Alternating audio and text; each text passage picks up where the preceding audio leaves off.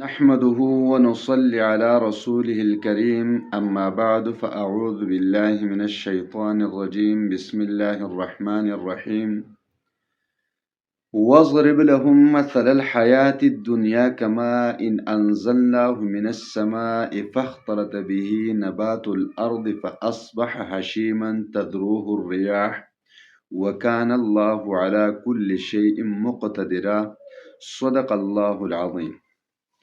میرے محترم بھائیوں اور بہنوں، یہ آیت کریمہ سورۃ الکہف کی آیت نمبر 45 ہے۔ اس آیت کریمہ میں اللہ تبارک و تعالی نے انسان کا بہت ہی اچھا نقشہ کھینچا ہے، اور یہ اللہ تبارک و تعالی کا قانون ہے، دنیا کا قانون ہے کہ جب انسان پیدا ہو جاتا ہے تو ایک دن اس کو مرنا بھی ہوتا ہے۔ آج اگر انسان کے پاس صحت ہے تو کل بیماری بھی آنی ہے، آج اگر جوانی ہے تو کل بڑھاپا بھی آنا ہے، آج اگر رزق کی کثرت ہے تو کل رزق کی کمی بھی آنی ہے، آج اگر دولت کی کثرت ہے تو کل غربت بھی آنی ہے۔ تو اس مسئلے کو لے کر بہت سارے لوگ پریشان ہوتے ہیں کہ ہم امیر تھے، غریب بن گئے، ہماری عزت تھی، آج عزت نہیں رہی، کل صحت تھی، آج بیماری آ گئی، کل جوانی تھی، آج کمزوری آ گئی۔ تو آج میں آپ کو اس کے لیے وظیفہ بتاؤں گا کہ انشاءاللہ تعالی آپ کو کبھی بھی زوال نہیں آئے گا، آپ کو اللہ تبارک و تعالی کبھی بھی رسوا نہیں کریں گے۔ آپ کو اللہ تبارک و تعالی نے جس چیز میں ترقی دی ہے تو وہ ترقی آپ سے چھینی نہیں جائے گی، بلکہ اس میں اور بھی ترقی ہوتی جائے گی۔ وہ نعمت کبھی بھی آپ سے زائل نہیں ہوگا، وہ نعمت کبھی بھی اللہ تبارک و تعالی آپ سے نہیں چھینیں گے۔ مثال کے طور پر یہ تو ہم نہیں کر سکتے کہ آپ کو موت نہیں آئے گی، موت تو آئے گی لیکن نعمت کے ساتھ۔ کس طرح نعمت کے ساتھ؟ ایمان کے ساتھ، بغیر آپ کو رسوا کیے، کیونکہ موت کے بھی بہت سارے اقسام ہوتے ہیں۔ کئی موت ایسے ہوتے ہیں کہ وہ انسان کے لیے فائدہ مند نہیں ہوتا، تو آپ کو جو موت آئے گی اس کو تو ہم روک نہیں سکتے، لیکن آپ کا خاتمہ عزت پر ہوگی۔ آپ کو اللہ تبارک و تعالی نے صحت عطا فرمایا تو آپ پر کبھی بھی ایسی بیماری نہیں آئے گی جس کی وجہ سے آپ ذلیل و رسوا ہو جاؤ۔ تو انسان کی ان حالات کا نقشہ اللہ تبارک و تعالی نے اسی آیت کریمہ میں کھینچا ہے، اور آپ اس پر ذرا غور کیجیے، اور پھر انسان کی زندگی اور یہ سب نعمتیں پھر اس کی طرف دیکھیں، اور اس آیت کریمہ کے اس نقشے کی طرف دیکھیں، آپ کو اچھی طرح سمجھ میں آ جائے گا۔ اس آیت کریمہ میں اللہ تبارک و تعالی نے فرمایا ہے وَاضْرِبْ لَهُمْ مَثَلَ الْحَيَاةِ الدُّنْيَا، اے میرے پیغمبر آپ ان کے لیے بیان کیجئے دنیا کی زندگی کا مثال، کہ دنیا کی زندگی کا مثال کیا ہے، کہ دنیا کی زندگی ہے تو کیا ہے۔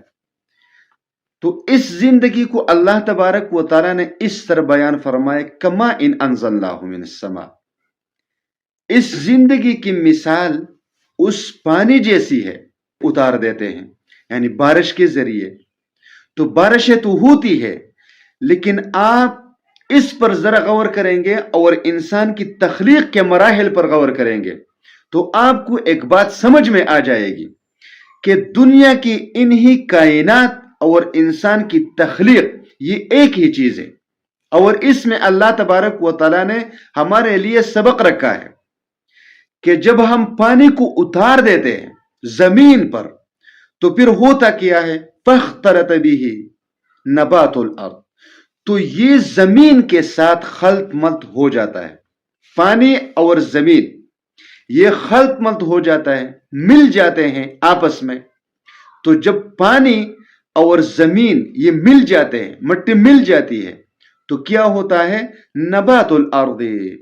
تو پھر آپ دیکھتے ہیں کہ زمین اپنے نباتات کو اگا دیتے ہیں. تو سب سے پہلے ایک کومپل اگ جاتا ہے، پھر وہ کومپل پودے کی شکل اختیار کر دیتے ہیں، یعنی وہ کومپل پودے کی شکل میں تبدیل ہو جاتا ہے. پھر وہ پودا آہستہ آہستہ بڑھنا شروع ہو جاتا ہے، تو بڑھ جاتا ہے، بڑھ جاتا ہے، بڑھ جاتا ہے، یہاں تک کہ تناور درخت بن جاتا ہے. جب تناور درخت بن جاتا ہے تو پھر اس کی شاخیں یعنی ٹہنیاں پیدا ہو جاتی ہے، پھر اس میں پتے لگ جاتے ہیں، پھر اس کے بعد کچھ درختوں میں پھول لگ جاتے ہیں، کسی میں پھل لگ جاتے ہیں اور کسی میں فصل لگ جاتا ہے.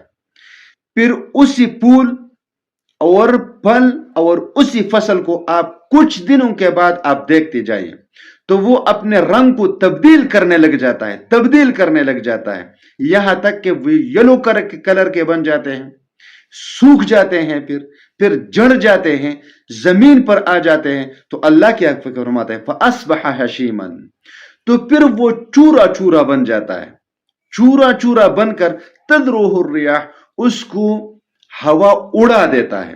تو پھر آپ دیکھیے اسی تناور درخت کے وہ پتے جو آج ایک بہترین پھول کی شکل میں تھے، پھل کی شکل میں تھے، فصل کی شکل میں تھے، آج وہ ہوا میں اڑ رہے ہیں، لوگوں کے پیروں کے نیچے آ کر مسل جاتے ہیں، ختم ہو جاتے ہیں. پھر اس کے بعد اللہ تبارک و تعالیٰ فرماتا ہے کہ اسی طرح یہ انسان کی تخلیق ہے، زمین سے اٹھ کر پانی کی شکل میں ماں کے پیٹ میں چلا جاتا ہے. پھر 40 دنوں کے بعد وہ پانی خون کا لوتڑا بن جاتا ہے. پھر وہ خون کا لوتڑا 40 دنوں کے بعد گوشت کی بوٹی بن جاتی ہے. پھر وہ بوٹی ہڈی میں تبدیل ہو جاتا ہے اور پھر اسی ہڈی میں گوشت کو پرویا جاتا ہے. پھر اس کے بعد اس میں روح ڈالا جاتا ہے. پھر یہ انسان ایک نیچرل طریقے سے دنیا میں آ جاتا ہے تو کومپل جیسا ہوتا ہے، چھوٹا بچہ ہوتا ہے، نہ اس میں طاقت ہوتی ہے، نہ چلنے کی، نہ پھرنے کی، نہ کھانے کی، نہ کچھ نہیں ہوتا. پھر آہستہ آہستہ بڑھ جاتا ہے، جسم میں ترقی آ جاتے ہیں، خوبصورتی آ جاتی ہے. پھر اس کے بعد آپ اس انسان کو دیکھتے جائیں، بچپن میں یہ کیسا تھا، پھر جوانی میں کیسا ہو گیا، پھر بڑھاپا آ گیا، بڑھاپے میں آ گیا. پھر آپ نے اگر مرے ہوئے شخص کے چہرے کو دیکھا ہے تو وہ آپ کو اسی طریقے سے نظر نہیں آئے گا جو جوانی میں تھا.